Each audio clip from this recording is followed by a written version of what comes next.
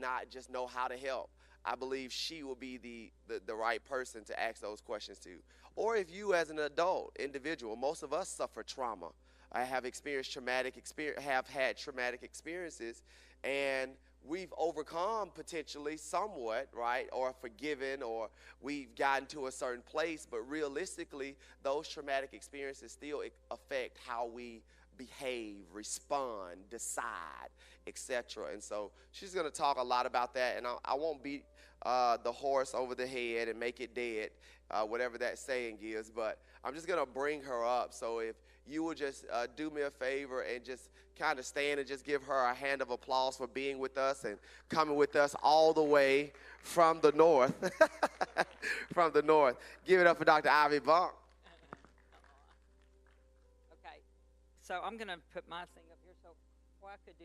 How do you want, Derek, how do you want me to motion to you when I'm ready to, or something like that? Or just tell you next? All right. So, yes, I am Dr. Ivy Bonk, and I live in the state of Delaware. So, first state of the nation. That's where I'm from, but usually about 30 seconds into my talking, somebody says, now, where are you from? It doesn't sound like Delaware, right? So, here's I actually just started this driving here. I don't know what that light is for, but it's, woo, it's like, we're having a Damascus Road experience up here. So.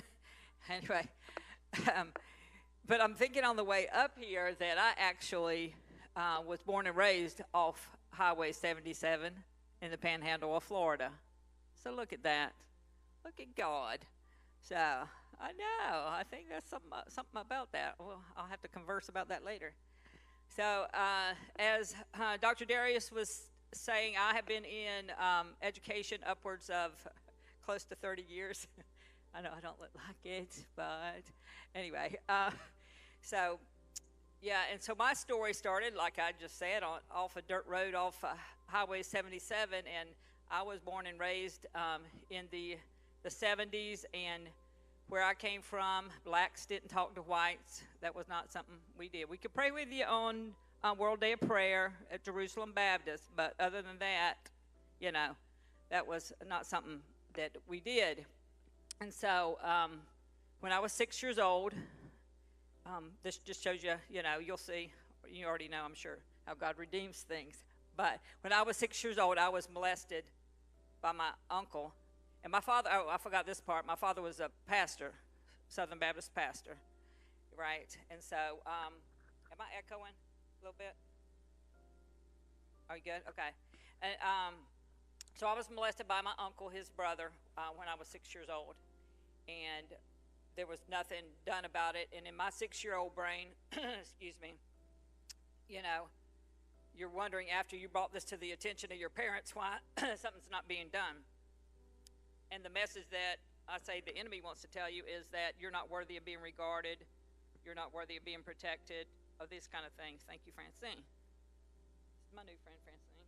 Everybody, if you don't know Francine. Oh, my goodness. So, anyway, so yeah, you start growing. I say you start growing in the direction of the wounding. You know what I mean? And so that's true for all of our, you know, for our kids, you know, whatever it is that they've experienced. But when I was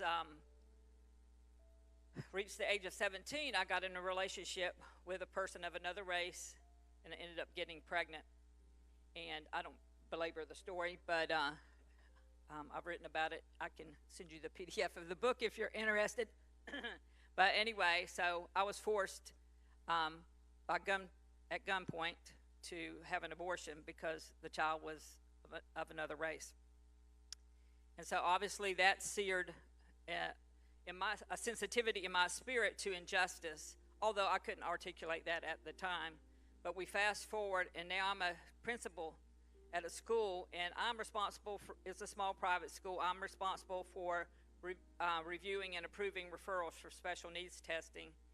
And so just one day, the Spirit dropped in my spirit, you're not looking at a true learning disability. You're looking at symptoms of trauma. You know, because this kid's been here, he comes to our school, he actually lived with his grandparents, you know what I mean? So you have all these different sets of adults with different sets of, you know, how things should go. And so how the heck else would he be anything but ADHD? So this is when I went looking for answers, and ended up 2 weeks later in a doctoral program where my hypothesis was, this was in '08, so the hypothesis was that there's a correlation between the misdiagnosis of learning disabilities and childhood trauma.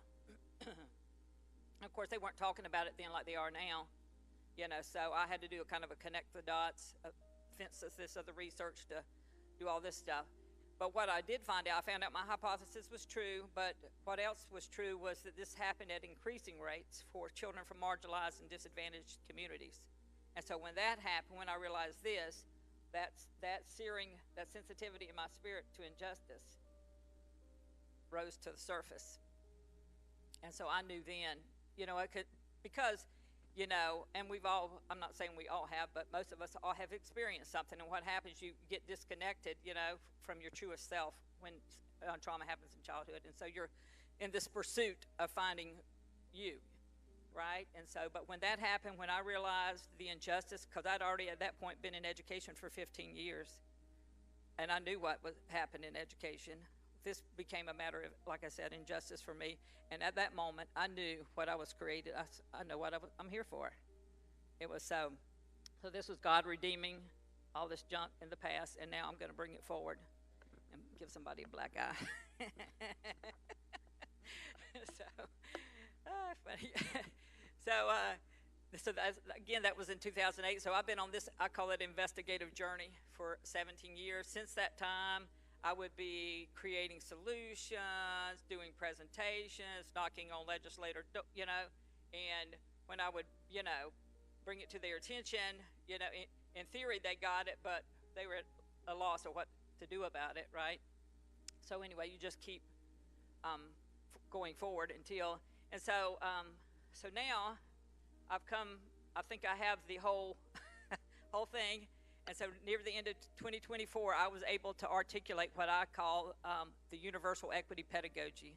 So it's a new pedagogy that takes into consideration all this, because we're immersed, our society is immersed with trauma. There is no getting around. If you're not looking through, I think one of the slides say, if you're not looking through the lens of trauma, you're not looking rightly, because it's not something you can get away with at this point. So now we have to learn how to remediate the systems and the processes so that we can reestablish equitable foundations. That doesn't mean get away, you know what I mean? Well, I'm called to those that are in public education. A lot of people I know are like, leaving public education and, burn the ship kind of thing. That's not what God's called me to. So I'm trying to remediate and find solutions inside the system for those children who don't have the capacity at the moment, or those in their lives with the capacity to do something different. So I created the Universal Equity Pedagogy, and actually it's getting ready for print now, a book called Education's Reset and a Society's Healing. And so, okay, Derek, I think, let's see where we're at, see where my conversation is, if you can go to the next. Oh, so I was just saying, so you heard my then, so I don't know what your experience has been in public education and what you see that, needs to happen now compared to, what you've experienced when you were a child in education. Maybe you have, something you can share, Dr. Lee, maybe you have some thoughts of something, but just to, you know what I mean, so we can hear each other. And, I'll just say today we have a short amount of time, and I'm collapsing a lot of big ideas into a small amount of space, but I have my presentations I can PDF, and anything I have, is yours. So anyway, but if you have any thoughts or what your experience has been as a need for reset.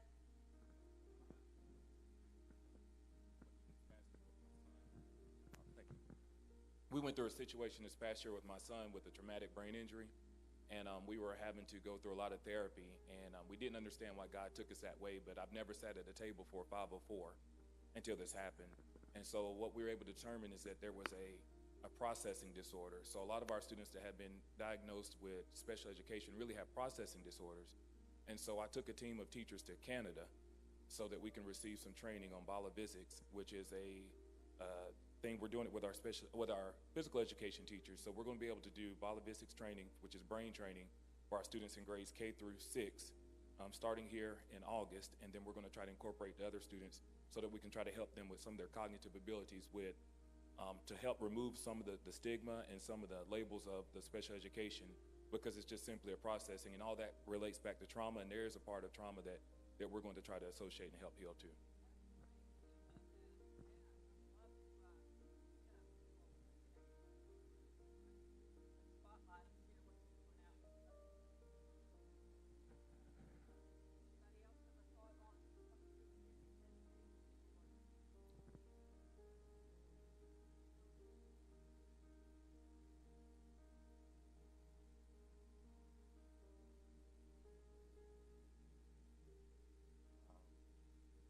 City and territory that we're currently in, with all of the experiences that we're experiencing, with the violence and things, we say it all the time that a lot of times children are the product of their environments, and sometimes we don't realize that an upbringing can be traumatic, and so many of our students are in home situations that they can't even process mentally. And so the best way that they're processing it is the way that they've determined is best for them, without coaching or guidance, so the children have no guidance on how to process their own emotions, their own thoughts concerning what they've gone through. And this is even through my personal experience, growing up in a home where my mom was addicted to drugs and there was no father, right? And my mom's not home in the middle of the night and it's just me and my little brother. How do I get up and go to school the next morning, right, without it, and process last night and today at the same time? So I'm trying to learn, but I'm also trying to process what's happening. And so I think through that, we're experiencing, the manifestations of behaviors that is the result of the lack of guidance on how to handle the trauma.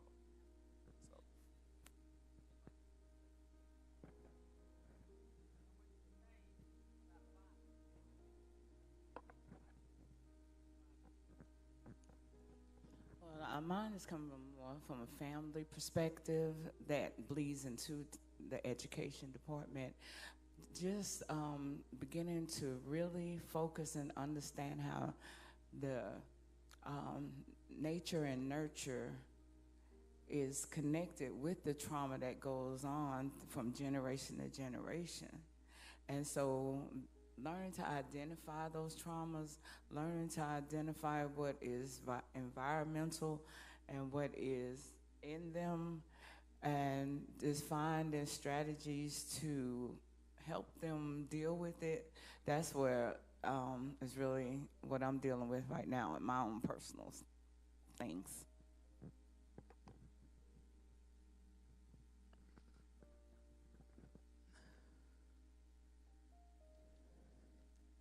So we heard a few comments, and there's so many. So y'all didn't know. Look at that. Y'all are the Dega Dream Team up in here today. You didn't know what you were getting into. So yeah.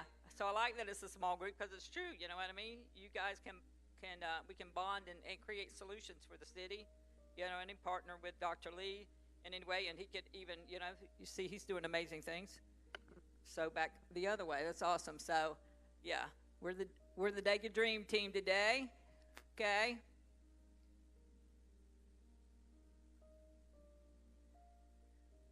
So like I kind of alluded to in the introduction, that we've come full circle, and I don't mean to step on any toes. I'm just kind of like, my communication is just kind of say it like it is. I'm kind of but we now have, this is what I tell people, we now have traumatized parents sending traumatized students with traumatized brains to school to learn from traumatized teachers. The convergence looks like teachers and parents acting like children, and we're expecting our children to act like adults. So, there's a problem, obviously. Cue Derek. Derek, are you paying attention? All right. So he knows I'm playing. So the impact of the historical and generational trauma in society has come full circle. Our broken systems have run their course, right? So now we already know, we can't keep going the way we've been going. The influence of brokenness has permeated the masses and the systems in which we operate.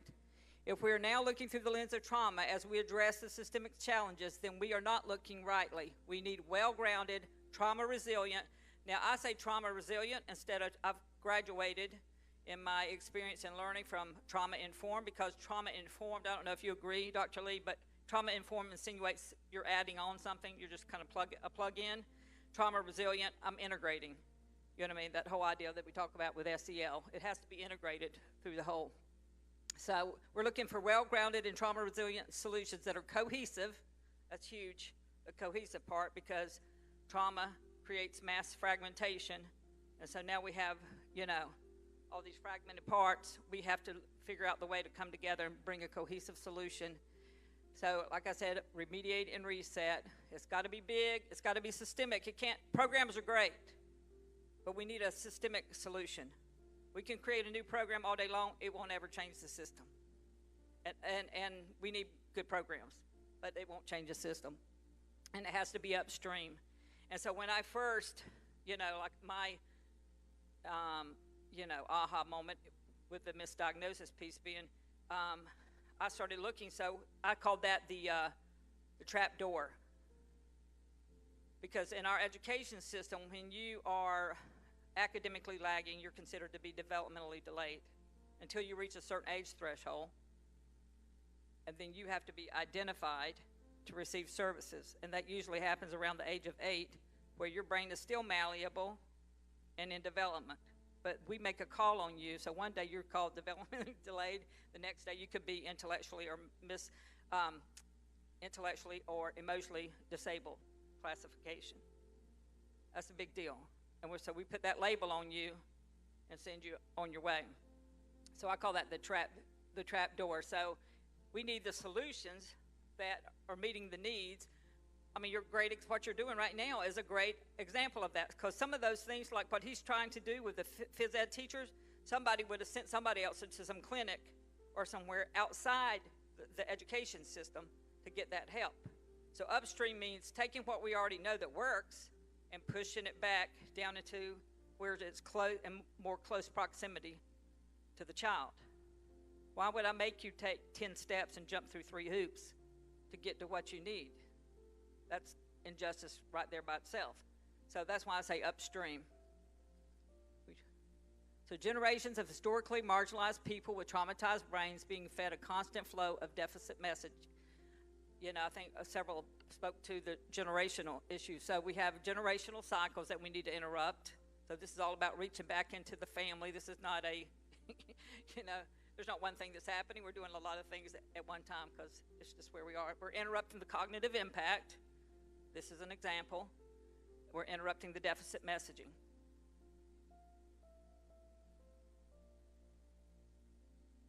Here's okay, I can be a little snarky sometimes, so forgive. But here's my picture. I see these pictures, and this is a picture that I see. So we have historically and generationally impoverished and marginalized communities coming through the gateway of poverty and trauma. And when they're in this situation, they're vulnerable and susceptible, as anybody would be, regardless of your skin color. You know what I mean? But we say this is the way to freedom.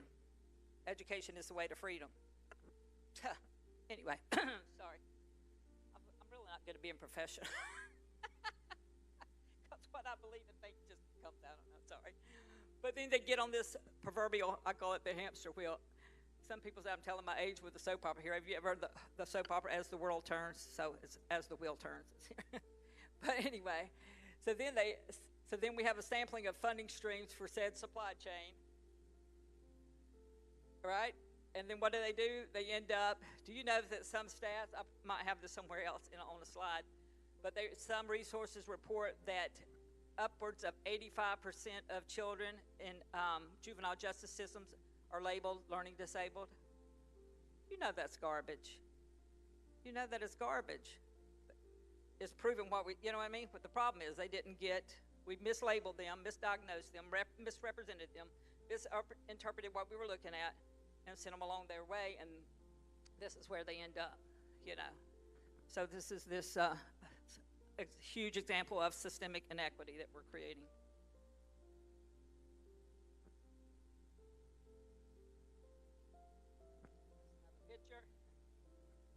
So sometimes I'm a connect the dot person. So just to show how this works, you know. So here's an example, and I have a narrative form of something like this later on. But unaddressed childhood trauma leads to brain development interrupted. Brain development interrupted leads to learning impeded.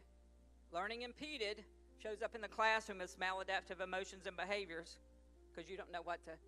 And then maladaptive emotions and behaviors lead to misdiagnosis. Misdiagnosis leads to wrong treatments, and wrong treatments leads to vulnerability for other maladies. I mean, who has bronchitis and wants to be diagnosed with lung cancer? No, thank you. No, thank you. So then, and all these things then come down into society, you know, underemployment, unemployment, mental health, suicide, substance abuse, systemic dependency and poverty, mass incarceration. And we could say some others, but I'm just trying to make the point. Anybody can interrupt. Since we're just a small group, if anybody wants to interrupt at any point, feel free. And again, another picture. So the question is, how do we educate our children to maintain their cultural identity at the same time contributing to the economy and the world around them? See, that's us right there. There's the DAGA Dream Team. They would be the solutions. The solution, I can't even read, I need some new glasses. Focus, yeah. Solutions focused reformers. That's the DAGA Dream Team. Here we are with our little, and they're this guy that they called Uncle Sam with all this stuff on his back that he has no ability to, support. So this statement is, power brokers cannot spend decades promoting learned helplessness, dependency, and control while manipulating systems, data, research, and people to maintain the same before they, and we by association, reach a point where the weight of our own making overtakes the ability of the fractured structures to support it. That's where we find ourselves. This is where we are. All right. So the mass fragmentation and incongruence has led to costs too great to bear.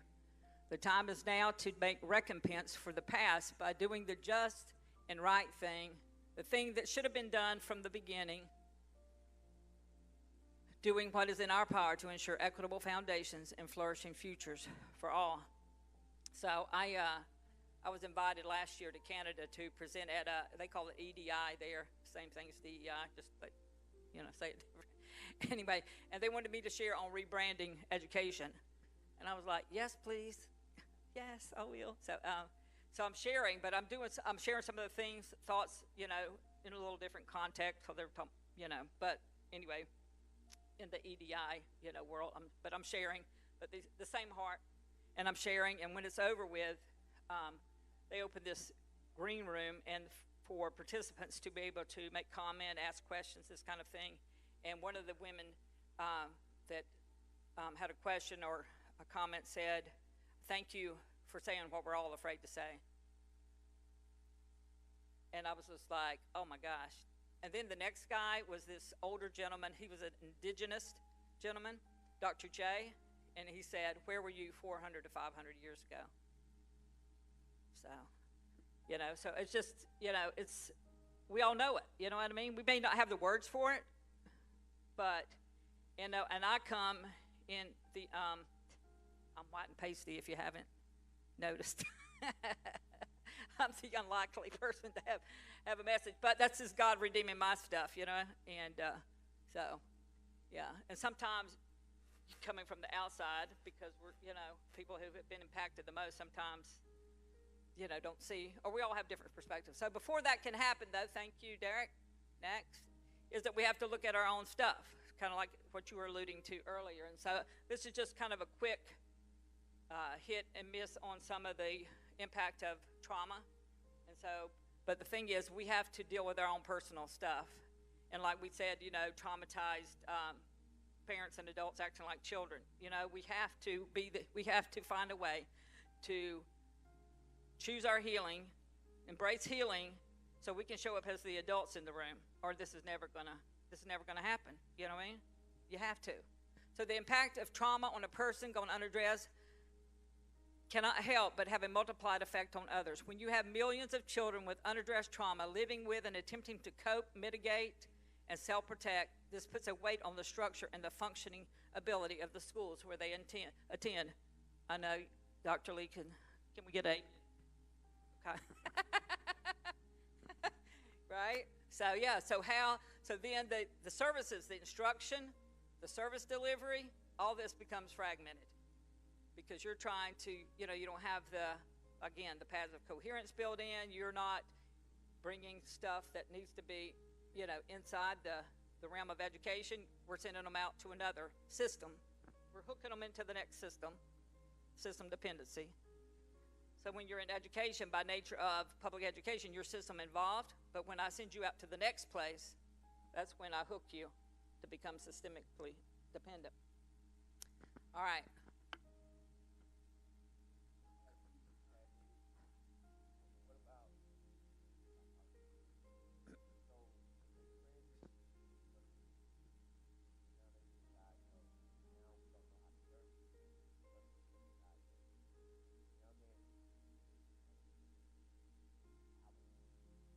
Right.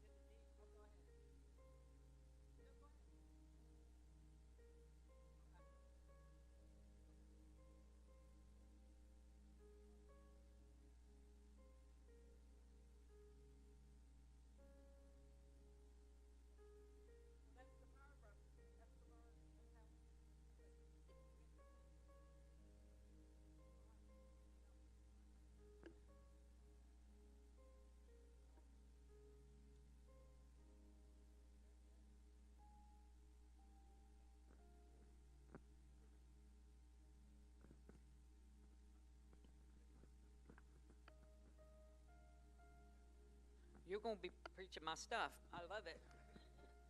I'm serious. I'm so serious. That's it right there. That's it. And then, so we've, been, it's the learned behavior, like you're saying, right? Because to have a disadvantage is an advantage. Yeah, exactly. But God created something, the God part in you, excuse me, but we are in church. The God part, right? That's there. That's where we came from. So that God part is in us. So they can be, thinking or whatever. They can have this cloak of thinking a disadvantage is an advantage or whatever, right? But they're mad about it. Because on the inside, they know that's not, that's not, they're not free. They know that's not freedom. So this is the issue that, I bring up. I think it was one of the questions at the end, so we can talk about it more later, but about problem blindness and normalized dysfunction. So that's it.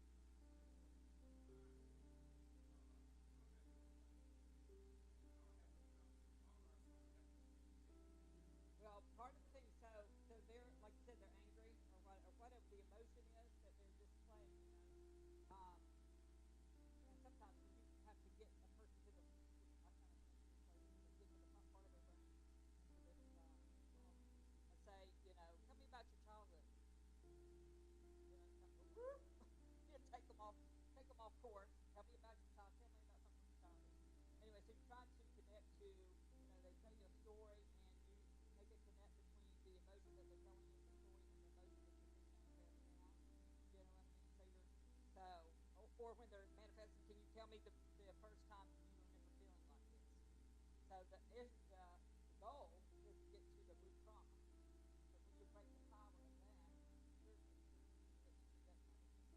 the power. So if you break that line, so it's and unfortunately, I mean, we're trying to do a math thing. We have 50 million kids. We're looking for systemic solutions, and then, but as people, as human beings, we have to show up, be present with what's in front of us, and so you do this, So it's kind of the both and thing, right? What is that community? They thought it's today, right?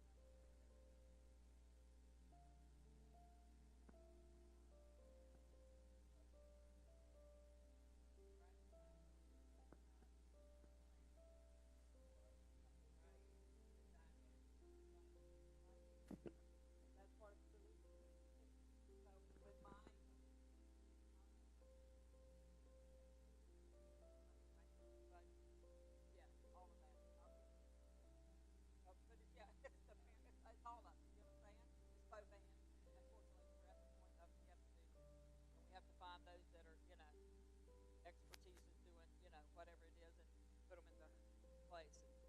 So, foundation to any research or discussion on trauma is the topic of attachment. Attachment is about your connections and your relationships. That's what we're talking about. So, as you might guess, attachment finds its seabed in family. See, I knew y'all were going to be talking about this, so here we are. No, I'm just kidding.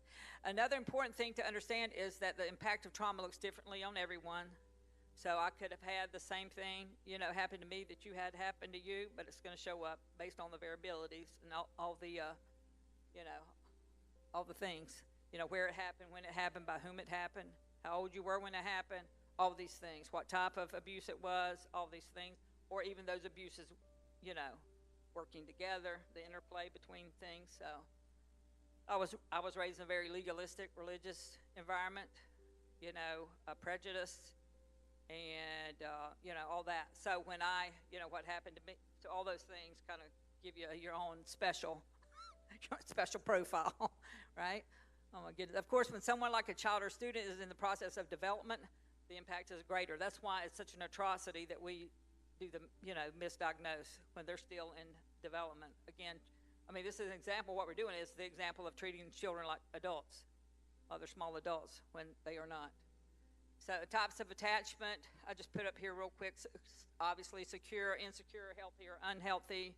And I'm sure Dr. Lee knows all about this. But ambivalent, avoidant, disorganized are the types of insecure attachment. So ambivalent would be like, it's okay today. Tomorrow it might not be, it might not be okay, right?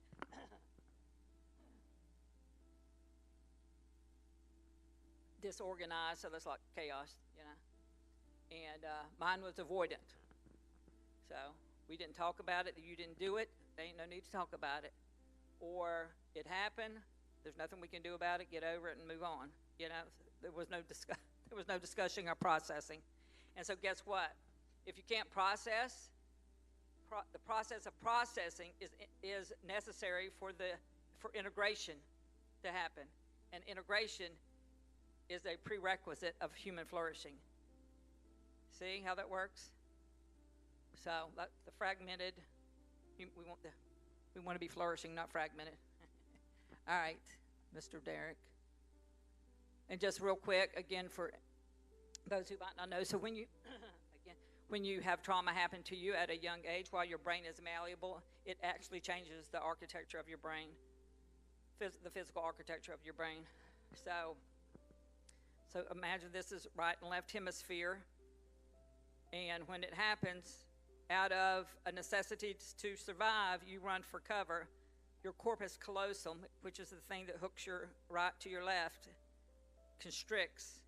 So when it constricts, this does this, right? Darius is cracking me up here. The hippocampus becomes constricted. This is a place where memory is held. Exaggerated is the amygdala. That's the seat of your emotions. So, makes sense, right? So it's doing all this. You know what I mean? No wonder you can't. And the frontal lobe becomes smaller, which leads to underdevelopment. And this is what we want to be functioning in the classroom, the part that makes decisions, knows how to, that kind of thing. And like I said, I took like, my slide decks have slide decks, so I was trying to again, collapse parts, but I can PDF anything and send it to you guys. So if we want to bridge gaps, we must first repair the breaches. So the lost child, so when I was going to get my doctorate, I knew that I was supposed to be doing this. I didn't exactly know why I was doing this. I mean, I knew I was looking for answers, but so I was almost near the end of this experience, and I write in the book that sometimes you could find me crying, cussing, or speaking in an unknown tongue.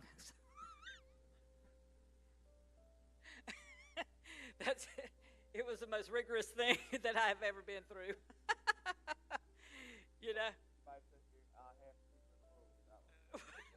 What'd you say? What did you say? Yeah. Well, hey, it's just truth, right? I'm all about the truth. So anyway, yeah. Funny.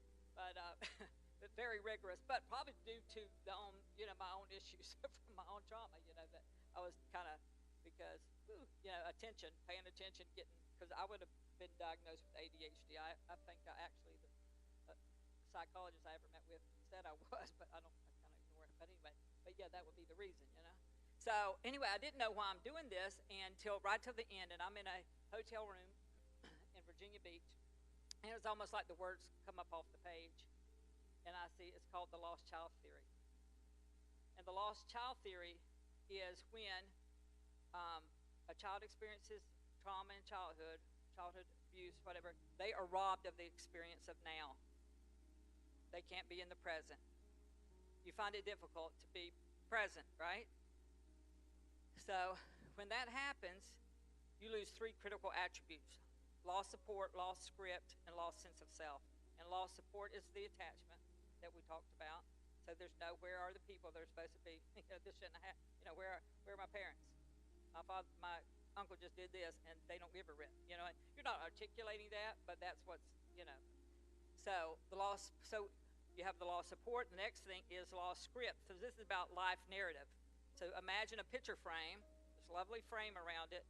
The abuse happens, the trauma happens. It's as if the frame gets ripped off the picture. And now you have no context for what, there's no cause and effect. This doesn't make any kind of sense. So the life narrative, so working together, lost support and lost script set up the stage for lost sense of self, which is identity. So if you don't know, if you don't have support, you don't know, this doesn't make sense, you certainly are not going to be able to find yourself in the story. So then, because I would, I came looking, and I had been before that. Now I've been through healing line, deliverance, I'm looking for everything, my help for me. But God actually used the research to do some healing. He's awesome like that. So, I was the lost child. Look at him. Look at him. Look at God. So anyway, I was almost done, and I figured out why I was there. Thank you that I stuck it out, because half the people that started didn't finish. So yeah. All right, where we at now? There, and I'm just, so that part I was talking about with the, the hemispheric, so that's why integration is such a big piece. So any kind of thing, even a phys ed teacher, that would be great. It's exercises with the cross line. All this is building integration. It's strengthening the callosum, thereby strengthening the connection and the communication between the left and the right hemisphere, right? And so, yeah. Or, so moms that put babies, they never learn to crawl, because that's what God built this. God knew what he was doing, right? But if you're in a playpen the whole time, or you've been held the whole time, that's not happening. So, we'll go back one more time. Okay, so so the cognition and emotion, I'm just talking about hemispheric integration, and then attachment is about the environment. So if we can create healthy environments and if you did this, if this is all you ever did, this would be great. There's all kinds of stuff to do, but this would be great. All right.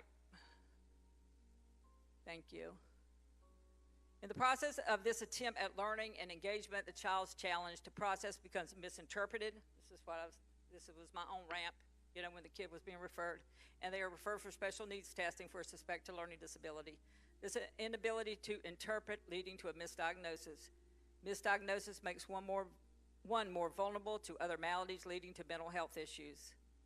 So trauma masks a child's true giftings and abilities. When you place this inequity within a system unable to discern and address, the inequities become exacerbated. Because, and I don't know if I say this somewhere else, but so education because we live in a system, in our society, we're in an ecosystem of systems. And education in that ecosystem of systems is the predecessor. So whatever we can do and innovate here is going to impact everything going downstream. Thus, the importance of what Dr. Lee's doing, what I'm trying to do, what y'all all here, Dig Your Dream Team, learning to do is so important. All right. When we fail to innovate solutions within the predecessor system of education, the can of inequity simply gets kicked down the systemic road. It's sad but true. But broken people, to your point, all these questions you were asking earlier, Darius, broken people feed broken systems, and broken systems feed on broken people. You pick the area of societal and cultural impact. It could be foster care, systemic dependency, addictions, mental health, juvenile justice, as we pointed out, leading to adult incarceration, all the workplace stuff. And, okay. So here, I just put narrative to that picture that we had earlier. So poverty is the #1 indicator of trauma. Trauma interrupts learning and development. Interruption from trauma produces mimicking symptoms of learning disabilities and special needs, because some of the people who don't see it or get, we have to connect, just put do the ABCs for them. Misinterpretation of these symptoms lead to misdiagnosis and is overrepresented in black and brown students. Disproportionate numbers of black and brown students are involved in the juvenile justice system, and an overwhelming majority of students in juvenile justice are labeled as learning disabled, the terrible statistic I shared earlier. Persons involved in juvenile justice are likely to be involved in adult incarceration. So you could create one of these scenarios for each of these systems and see how, these inequities keep on keeping on, thus interrupting at the beginning. All right. Going forward.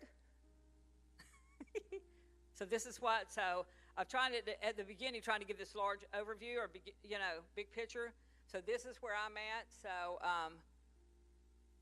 like I said, I call it the reset. So we have to authorize legislation and policy so empowering educators with the authority to implement innovative teaching methods and personalized learning approaches. It has to be, we are like hell-bent, excuse my language, on doing something just because we've always been doing it, and it's to the harm of the students. It's not working.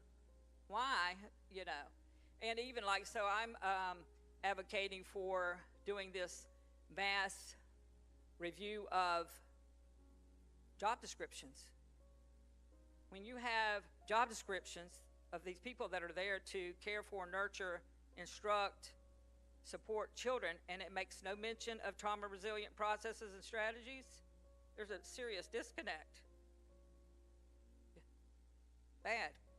So again, we're saying there's different things, you know. Francine's asking about this piece, and somebody else is asking about this piece. So, you know, there's a lot. Again, we have to do multiple things at the same time. But these are the three things that I see that are, you know, to move forward, is authorize the legislation and policy, address problem blindness, which we're going, so directly, confronting educational inequities through targeted interventions and support systems. And then lastly, implementing a new systemic solution, taking action to execute evidence-based strategies that drive meaningful educational change. So, ta-da, that is the end of this first session. And then this is my ending question. What are thoughts on addressing or dealing with, and it's kind of what you were asking, I'm asking you the question you were asking, you were asking me, I call it problem blindness or normalized dysfunction. So how do, you know, maybe we can just brainstorm for a few minutes. What are some thoughts for addressing or dealing with problem blindness and normalized dysfunction? How can we help Darius's brother? It's true, for real.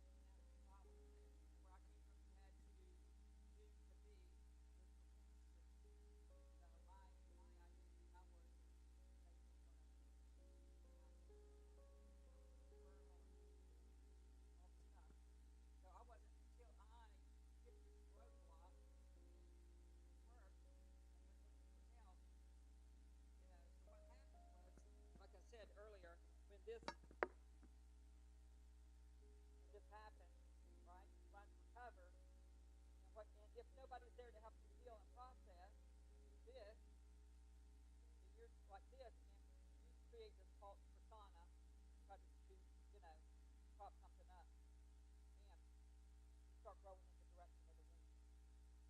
So I get to 40-some years old and realize, you know, I'm off away. I'm right here. I'm supposed to be over here. How did I get here? And so what happens? You realize that when this happens and you start growing in the direction of the womb, you can't, when everything's skewed like that, you're not going to perceive correctly, and you start believing these lies about yourself. So then, when you start believing lies about yourself, then every decision you make, and from then on, is made out of that position of believing a lie. So I was like, man, this sucks.